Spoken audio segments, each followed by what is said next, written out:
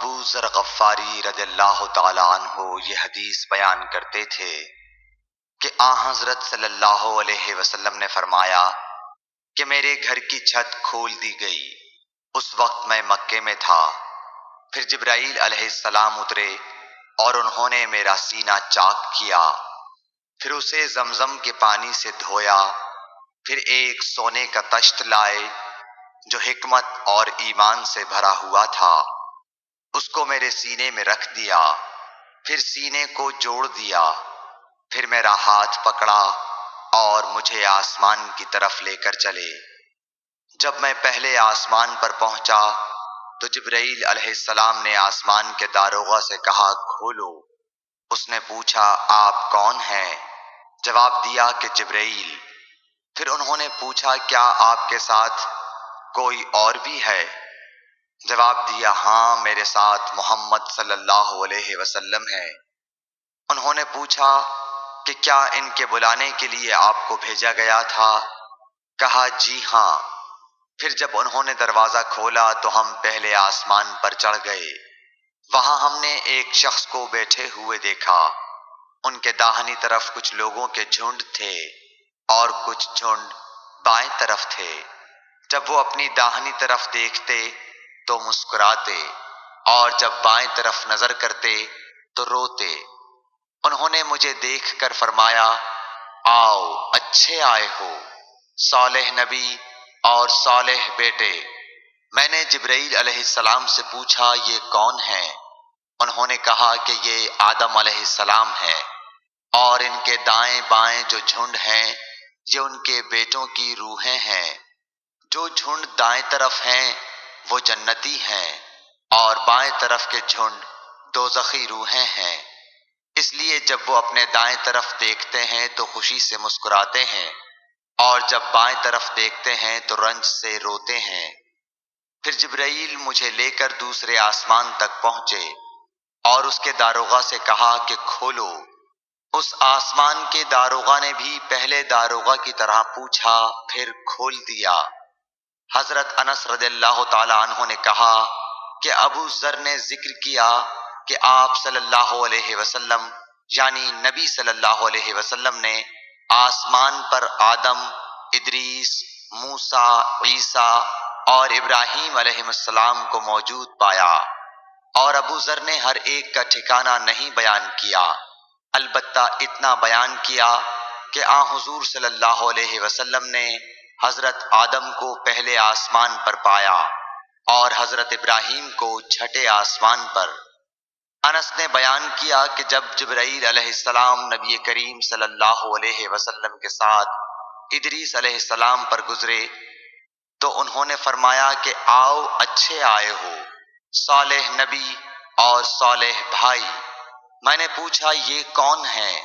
جواب دیا کہ یہ ادریس علیہ السلام۔ پھر موسیٰ علیہ السلام تک پہنچا۔ انہوں نے فرمایا آؤ اچھے آئے ہو، صالح نبی اور صالح بھائی۔ میں نے پوچھا یہ کون ہیں؟ جبرائیل نے بتایا کہ یہ موسیٰ ہیں۔ پھر میں عیسیٰ علیہ السلام تک پہنچا۔ انہوں نے کہا آؤ اچھے آئے ہو، صالح نبی اور صالح بھائی۔ میں نے پوچھا یہ کون ہیں؟ جبرائیل علیہ السلام نے بتایا کہ یہ عیسیٰ ہیں۔ پھر میں ابراہیم علیہ السلام تک پہنچا۔ انہوں نے فرمایا آؤ اچھے آئے ہو، صالح نبی اور صالح بیٹے۔ میں نے پوچھا یہ کون ہیں؟ جبرائیل علیہ السلام نے بتایا کہ یہ حضرت ابراہیم علیہ السلام ہیں۔ ابن شہاب نے کہا کہ مجھے ابو بکر بن حزم نے خبر دی کہ عبداللہ بن عباس اور ابو حبا الانصاری رضی اللہ عنہم کہا کرتے تھے کہ نبی کریم صلی اللہ علیہ وسلم نے فرمایا پھر مجھے جبرائیل لے کر چڑھے۔ اب میں اس بلند مقام تک پہنچ گیا جہاں میں نے قلم کی آواز سنی جو لکھنے والے فرشتوں کے قلموں کی آواز تھی۔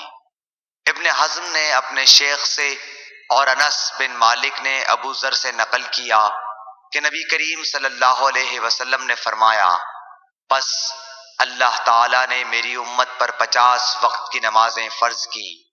میں یہ حکم لے کر واپس لوٹا۔ جب موسیٰ علیہ السلام تک پہنچا تو انہوں نے پوچھا کہ آپ کی امت پر اللہ نے کیا فرض کیا ہے؟ میں نے کہا کہ 50 وقت کی نمازیں فرض کی ہیں۔ انہوں نے فرمایا آپ واپس اپنے رب کی بارگاہ میں جائیے، کیونکہ آپ کی امت اتنی نمازوں کو ادا کرنے کی طاقت نہیں رکھتی ہے۔ میں واپس بارگاہ رب العزت میں گیا تو اللہ نے اس میں سے ایک حصہ کم کر دیا۔ پھر موسیٰ علیہ السلام کے پاس آیا اور کہا کہ ایک حصہ کم کر دیا گیا ہے۔